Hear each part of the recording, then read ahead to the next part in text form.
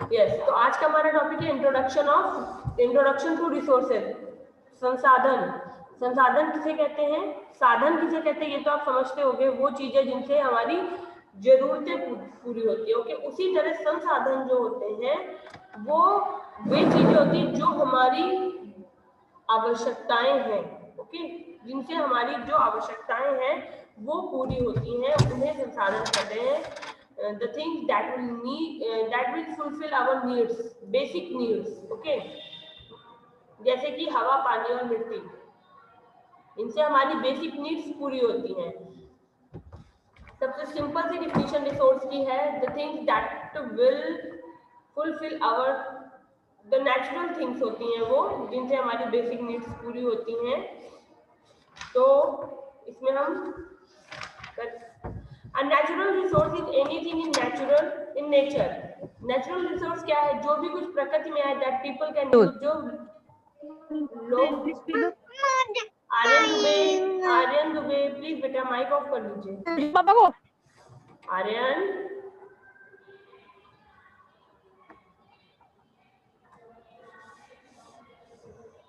Aryan mic off कीजिए।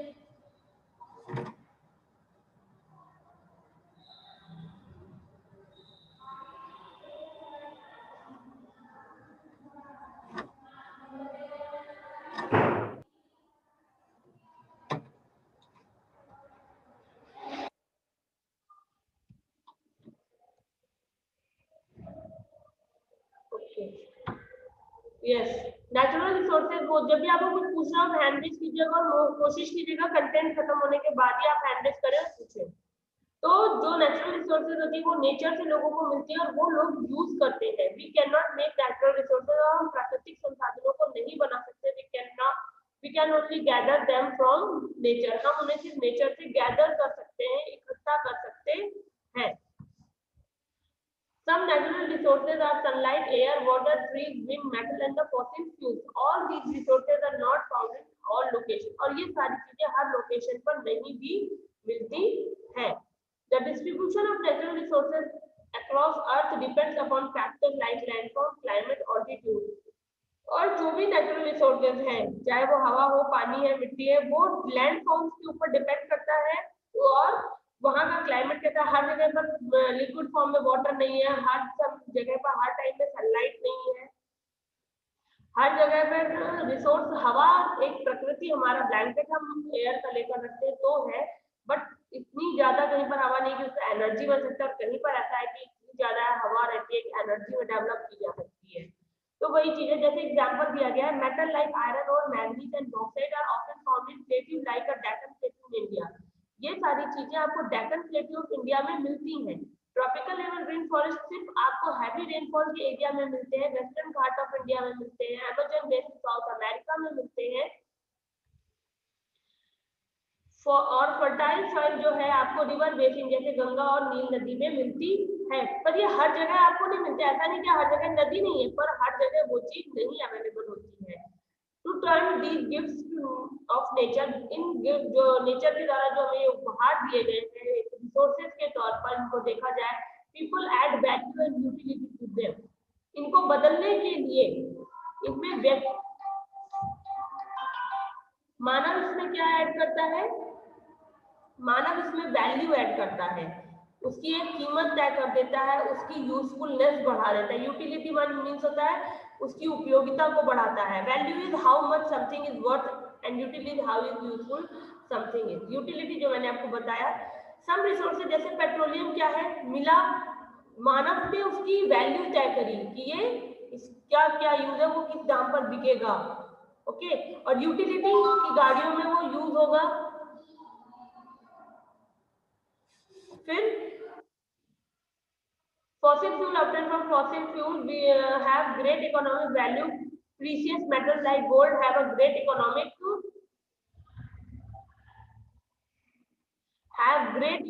value. Over time people discover new resources and also invent new way to use it. और समय के साथ साथ लोगों ने विभिन्न तरह के रिसोर्सेज को सर्च किया है, ढूंढा है, और उनके यूज भी लोगों ने फाइंड आउट किए हैं। उसके बाद fossil fuel have been used since from early human discovered how to burn peat or coal.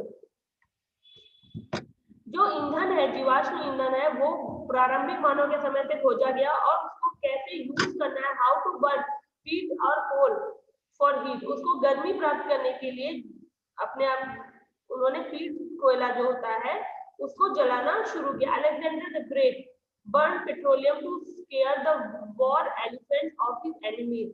Alexander जो ग्रेट था उसने पेट्रोलियम को जलाता था दुश्मनों के हाथियों को डराने के लिए.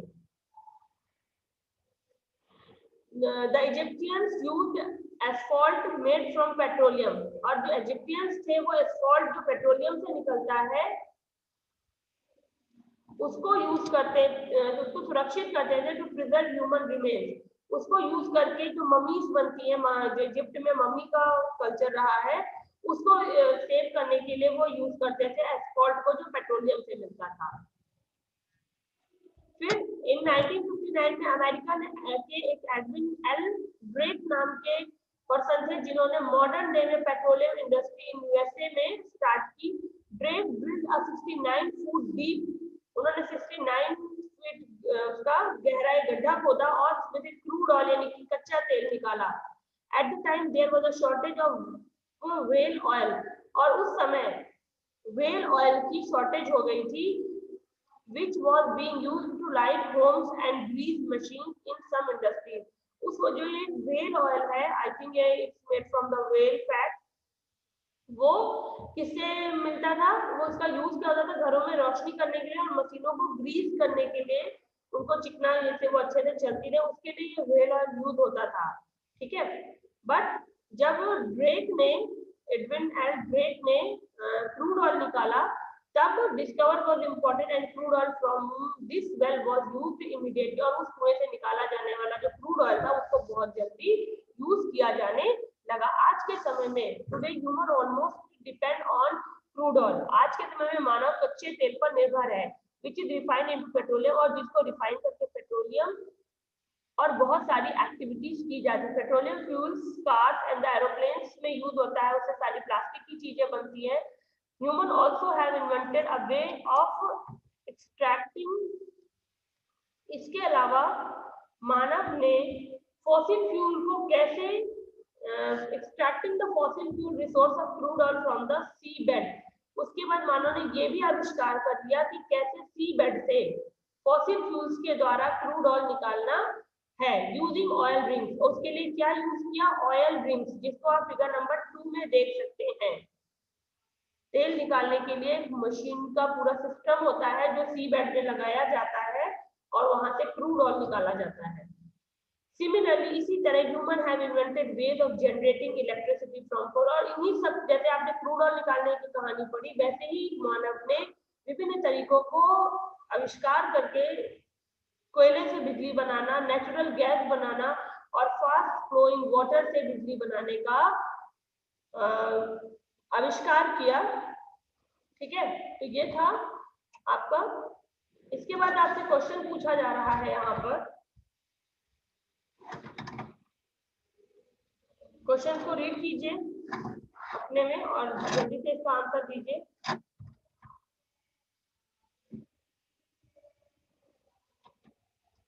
क्वेश्चन पूछा जा रहा है आपसे, look inside the bag given to your group. Answer the question. What do you have in your bag. आपके बैग में क्या है. What are these object made of. आपको मोस्टली अगर आपके पास बैग होता तो एक्टिविटी हम करते तो आपके बैग में बुक एंड कॉपीज होती, पेंसिल्स होती. फिर आपसे पूछा जाता वो कहाँ से आपको मिली. तो पेपर कहाँ से बनता है, पेड़ों से बनता है. पेंसिल भी लकड़ी से बनती है, पेड़ों से मिलती है.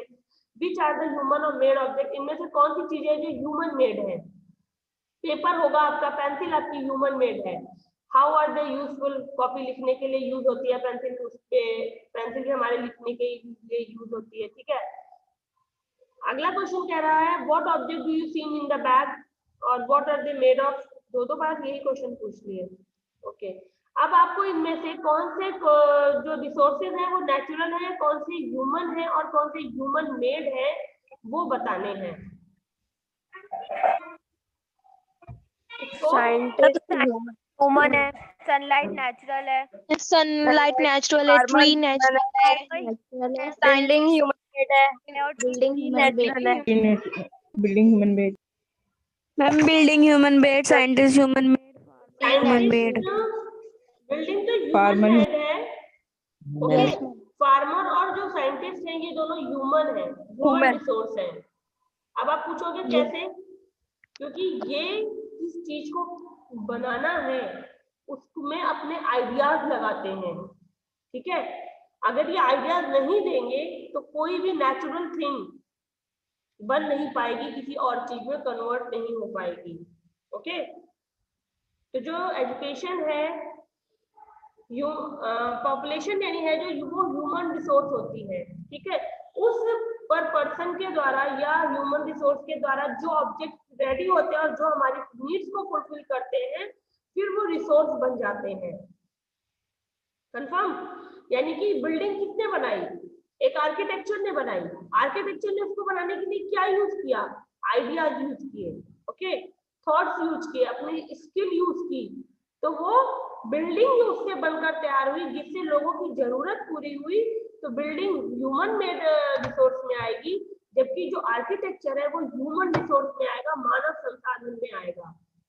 मानव संसाधन और मानव निर्मित संसाधन दोनों डिफरेंट थिंग्स हैं, ठीक है। पॉपुलेशन जो है हमारी, हम जो है, हम एक ह्यूमन रिसोर्स हैं, ठीक है। जो हम, क्योंकि हम अपनी जरूरतों को पूरा करते हैं कैसे? हमारे पास स्किल होती है, थॉट्स होते हैं, आइडियाज होते हैं, एजुकेशन है, ठीक है। जब हम इन स्किल्स को, इन एजुकेशन को, इस आइडिया को किसी चीज को डेवलप करने में लगाते हैं और वो चीजें प्रोड्यूस होती है, तो वो आपकी ह्यूमन मेड रिसोर्स हो जाती है, ओके। चलिए नेक्स्ट,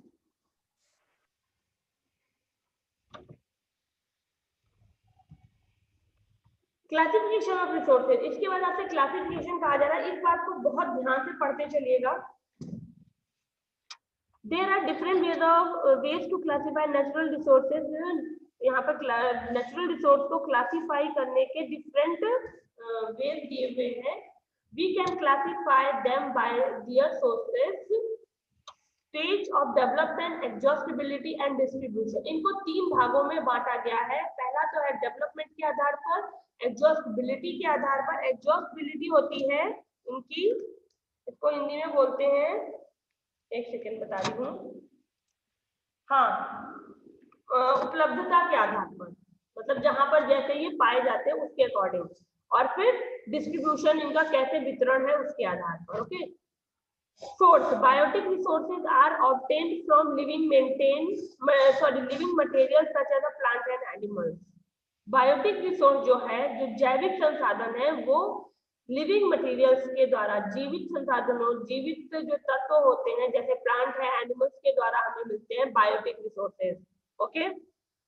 ये एक डिफरेंस ऐसा है जो आपसे हायर लेवल तक यानी 10th 12th में 10th तक आपसे पूछा जाता है, difference between biotic and abiotic resource. तो आप अंडरलाइन करते चलिएगा। बायोटिक रिसोर्स जो है वो हमें लिविंग मटेरियल से मिलता है, जबकि अबायोटिक जो है वो नॉन लिविंग और नॉन ऑर्गेनिक मटेरियल से मिलता है, जैसे कि land, water, air, material, metals like gold, iron, copper, silver, okay. Stage, ये तो पहला था आपका सोर्स के आधार पर बायोटिक और एबायोटिक। इसके बाद आता है स्टेज ऑफ डेवलपमेंट, विकास के आधार पर। पोटेंशियल माने होते हैं having or showing capacity to develop into something in the future, जिनकी संभावना है कि भविष्य में ये डेवलप हो जाएंगे, इनको हिंदी में संभाव्य संसाधन कहा जाता है, जिनकी संभावना है डेवलप होने की और वो जरूरतों को पूरा कर सकते हैं। ये स्टेज ऑफ डेवलपमेंट है विकास के आधार पर। Resources are not being used on large scale at present. आज के समय में वो रिसोर्स बहुत बड़ी मात्रा में यूज नहीं किए जा रहे हैं, but they may be used in future. But आने वाले भविष्य में वो यूज किए जाएंगे, जैसे कि विंड एनर्जी या potential energy resource in India, जैसे हवा। अभी सी कोस्टल एरिया जो है वहां पर विंड एनर्जी यूज हो रही है। एक पोटेंशियल के अगर वहां पर मोस्टली वहां पर यही होता है कि तूफान, जब समुद्री तूफान आ जाते हैं तो लाइट कट जाती है, इलेक्ट्रिसिटी को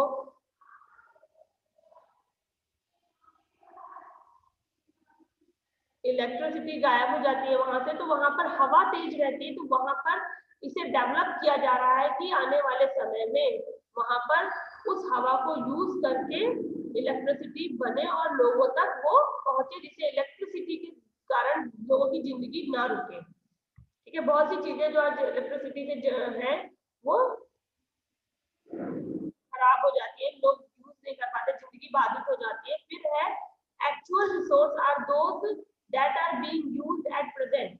एक्चुअल रिसोर्स वो है जो आज के समय में हम यूज कर रहे हैं, जैसे कोयला है जो दामोदर वैली में डिपॉजिट है, qualified in India are actual resource.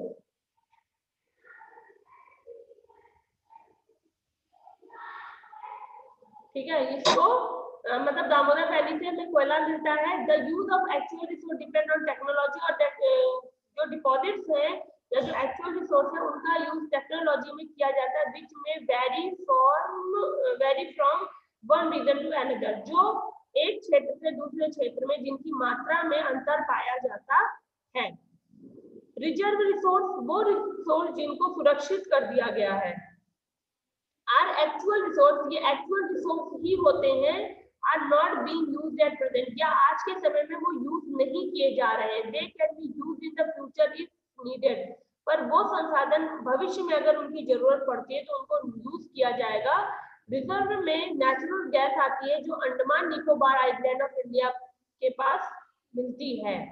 Gas in Andaman, reserve of natural gas, यानी वहां पर नेचुरल गैस के भंडार है अंडमान निकोबार बार में, जिसको आने वाले भविष्य में यूज किया जाएगा, इसकी जानकारी है, बट भविष्य के लिए उसे सुरक्षित कर दिया गया है। उसके बाद आते हैं स्टॉक रिसोर्सेज। स्टॉक रिसोर्स होते हैं भंडारण, यानी जिनका हमारे पास भंडार है। ये वो होते हैं are those that have been identified but can not currently be used due to the lack of technology.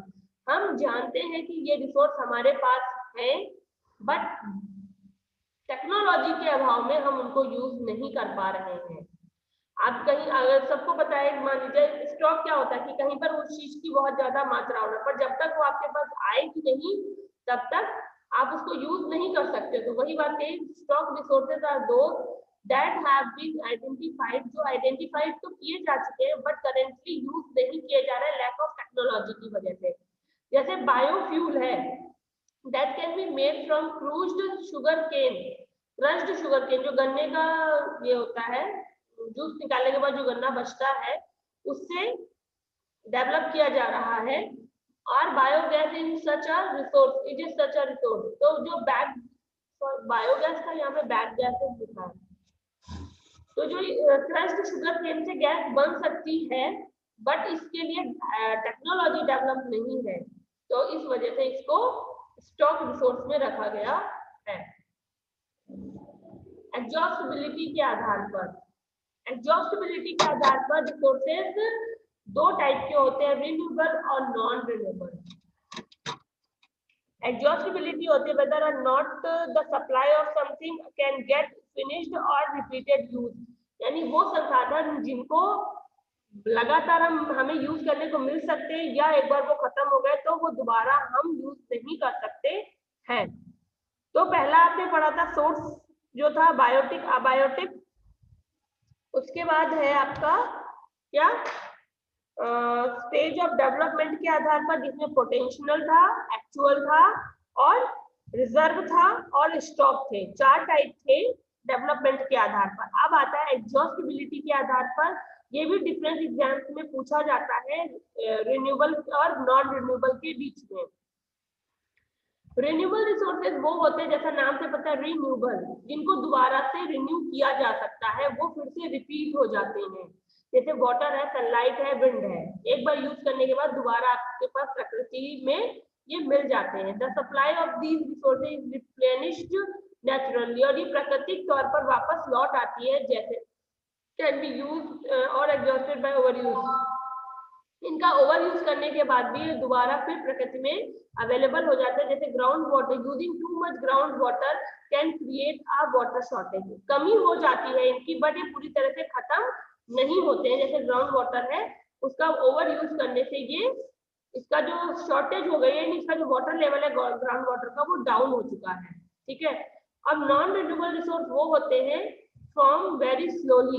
Non-renewable resources form very slowly. The supply of non-renewable resources can get finished if it is used up to at a rate much faster than it was made. उनके बनने से ज्यादा जल्दी अगर उनका use किया जाता है तो नॉन रिन्यूएबल रिसोर्स बहुत धीरे धीरे बनते हैं और वो अपने बनने से पहले ही खत्म हो जाते हैं अगर उनका ज्यादा यूज किया जाता है। जैसे नेचुरल रिसोर्स में मिनरल है, फॉसिल फ्यूल्स हैं, अगर हम इनको बनने में कितना समय लगा, लाखों हजारों साल का समय लगा इनको बनने में, और अगर हम इनको स्पीड में इनको यूज करने लगेंगे तो ये खत्म हो जाएंगे, जल्दी बनते नहीं हैं। फिर उपलब्धता के आधार पर, उपलब्धता यानी इनका distribution, ubiquitous resources are found everywhere like sunlight. अच्छा, यूबायोटिक्स रिसोर्स जो होते हैं वो हर जगह पर मिलते हैं, जैसे सनलाइट है, वाटर है। ठीक है, फिर आता है लोकलाइज्ड, स्थानीय आधार पर, ये सर्टेन प्लेस पर ही मिलते हैं। दीज इंक्लूड मेटल, इसमें मेटल आते हैं, मिनरल्स आते हैं, प्रीशियस स्टोन्स आते हैं। Crude oil is found in some parts of world, कच्चा तेल जो है संसार के कुछ हिस्सों में मिलता है, जैसे अरेबियन पेनिनसुला में मिलता है, असम में मिलता है, किम्बरले में, ऑस्ट्रेलिया में वर्ल्ड की एक ये माइन है, एक एरिया है किम्बरले ऑस्ट्रेलिया में, जहां पर डायमंड की खान है, माइन ऑफ डायमंड है। तो ये लोकल लाइफ के आधार यानी स्थान के आधार पर इनका वितरण है, हर चीज हर जगह नहीं मिलती है। फिर है to take people time and technology, समय और तकनीकी के आधार पर मानव कन्वर्ट कर सकता है material from nature to useful resources, प्रकृति की चीजों को यूजफुल रिसोर्सेज में कन्वर्ट कर सकता है विद टाइम ऑफ टेक्नोलॉजी से। ठीक है, therefore human are most important resource of all, सब इसीलिए सबसे ज्यादा इंपॉर्टेंट कौन है, ह्यूमन रिसोर्स है। Human knowledge and ideas have led to new ways to using natural resources efficiently with the help of technology. और ह्यूमन रिसोर्स, ह्यूमन नॉलेज और human ideas ही होते हैं जो नेचुरल रिसोर्सेज को नए तरीकों से, नई टेक्नोलॉजी के थ्रू बदल देते हैं और उनको एक नया रिसोर्स बना देते हैं। अब जैसे वाटर है, आपको नॉर्मल वे में या हवा सनलाइट ले लो, तो क्या सोलर एनर्जी कन्वर्ट की गई, उसने आइडिया किसने लगाया, किसी मानव का आइडिया लगा, नॉलेज लगा, और वो एक एनर्जी के रूप में आज कन्वर्ट हो चुकी है।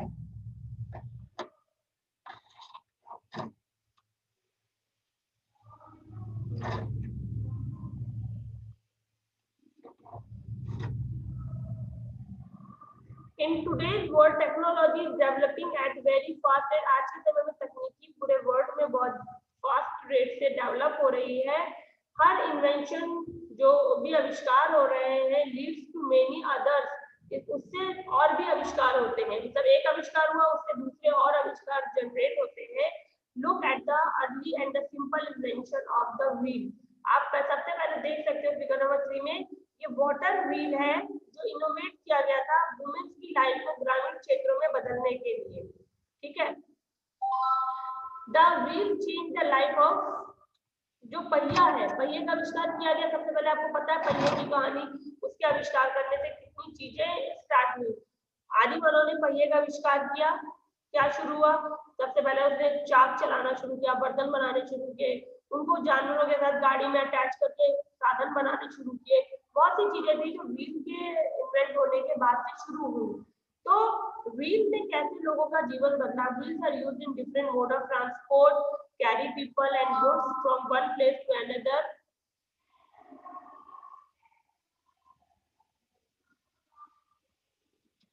To other wheels are also used to police potter's wheel or tinny watch gear. Even wheel जो है वो वॉच में भी यूज होता है। ठीक है, उसी तरह we have learned to extract minerals and metals like gold, copper, iron and limestone and convert them into important resources. और हम जानते हैं कि इसी तरह जैसे पहिए का आविष्कार हुआ, उसका यूज बड़े से लेकर छोटी सी घड़ी तक में यूज होता है, तो उसी तरह मिनरल्स जो हम निकालते हैं उनको सोना है, तांबा है, कच्चा लोहा है, चूना पत्थर है, इनको हम इम्पोर्टेंट रिसोर्स जैसे कि स्टील है, सीमेंट में कन्वर्ट कर देते हैं, गोल्ड को गोल्ड ज्वेलरी बना देते हैं। We use these resources to make equipment, और इनका यूज क्या करते हैं, इक्विपमेंट बनाने में, व्हीकल्स बनाने में, मशीन्स बनाने में और बिल्डिंग्स बनाने में यूज करते हैं इन मेटल्स का। बट उसमें हेल्प किसकी होती है, टेक्नोलॉजी की, और टेक्नोलॉजी जो है वो ह्यूमन मेड रिसोर्स है। अंडरलाइन कर लीजिए, कभी कभी ये आपको क्रॉस क्वेश्चन पूछा जाता है, technology is a human made resource, classify कीजिए। ये 10th में बहुत क्वेश्चन पूछा जाता है, technology is a human made resource, how can you explain it, आप कैसे एक्सप्लेन कर सकते हो।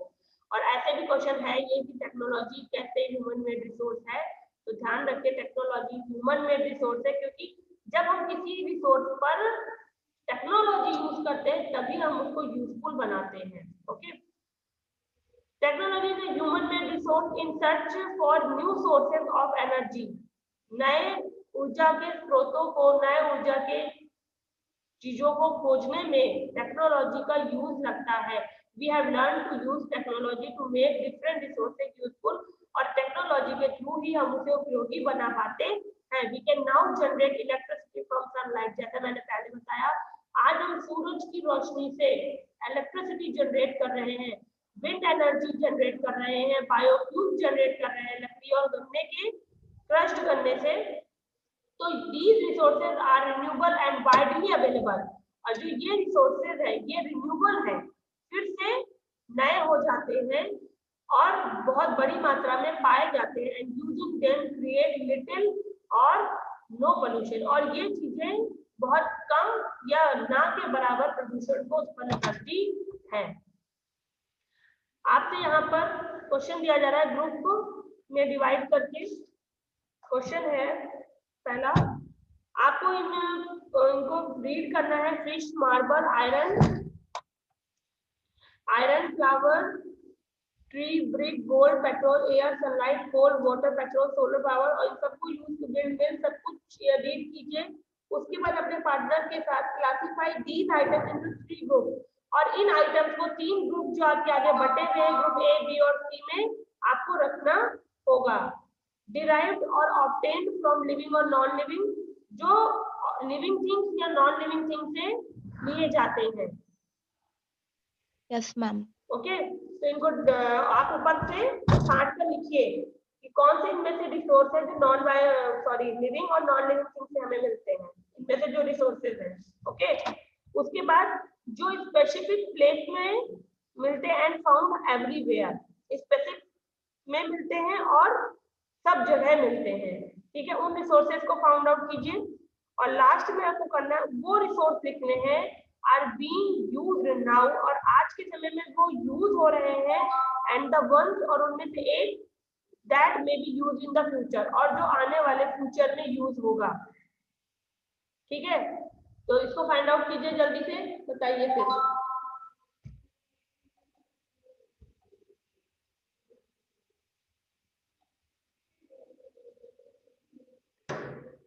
क्लास कीजिए उसको, जल्दी से बताइए फिर।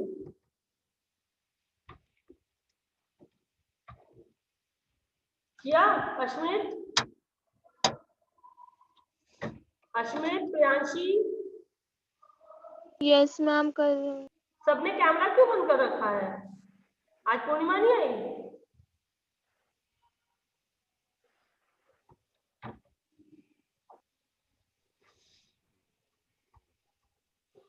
अंजलि, थोड़ी देर कैमरा ऑन कर लो। मैम बता। हाँ बोलो।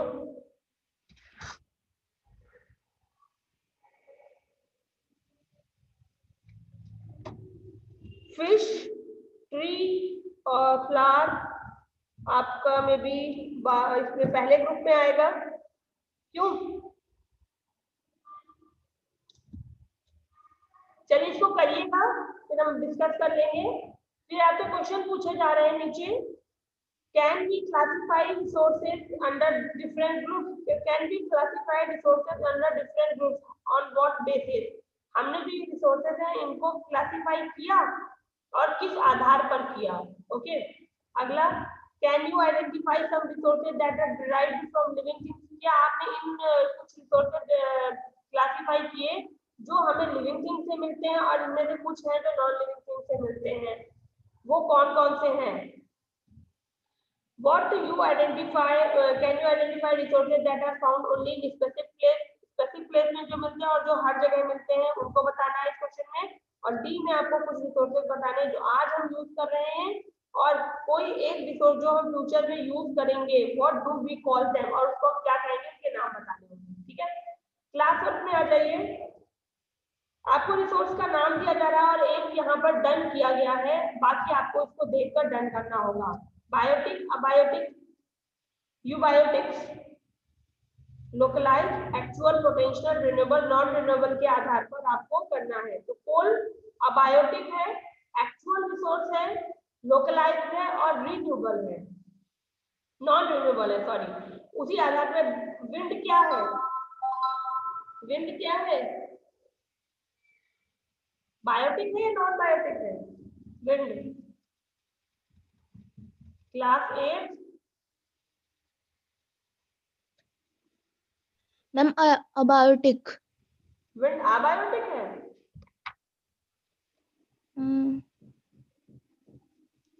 यस। तो विंड अबायोटिक है, एक्चुअल है कि क्या है, एक्चुअल है, पोटेंशियल है, किस रिसोर्स में आएगी, विंड एनर्जी है तो पोटेंशियल रिसोर्स में आएगी। ठीक है, और ये सब जगह मिलती है जो लोकलाइज्ड है ये। ओके, और रिन्यूएबल है, दोबारा से फिर से हमें मिल जाएगी एक बार खत्म होने के बाद। ओके, उसी तरह गोल्ड क्या है, अबायोटिक है। आपको इसको देखकर करना है, उसमें सारे वो आएंगे, ये जान लेना के आधार पर। Okay ma'am. चलिए आगे का ह्यूमन रिसोर्स आप रीड करके आएंगे, हम कल इसको करेंगे। ठीक है, ओके मैम। और यस, आपको पहला क्वेश्चन पूछा गया है, classify the following as natural, human और ह्यूमन मेड रिसोर्स। आपको ये पहला क्वेश्चन जो पूछा गया है प्रैक्टिस टाइम में पेज नंबर 153 पर। ठीक है, यस मैम। ये क्वेश्चन में water, scientist, tree, road, sunlight, teacher और बिल्डिंग को नेचुरल, ह्यूमन, तीन हेडिंग डालेंगे हम ऐसे। मतलब मैं सिंपल वे में बता रही हूँ, natural resource, human, sorry NR होगा, एचआर, ओके, और एचएमआर, ह्यूमन मेड। तो उसके बाद जो तीनों होंगे वो आप डिवाइड करके लिखेंगे, ह्यूमन नेचुरल में नेचुरल का, ह्यूमन में ह्यूमन का और ह्यूमन मेड में ह्यूमन मेड का। ये याद रखना, ह्यूमन मेड में ह्यूमन ही होता है रिसोर्स।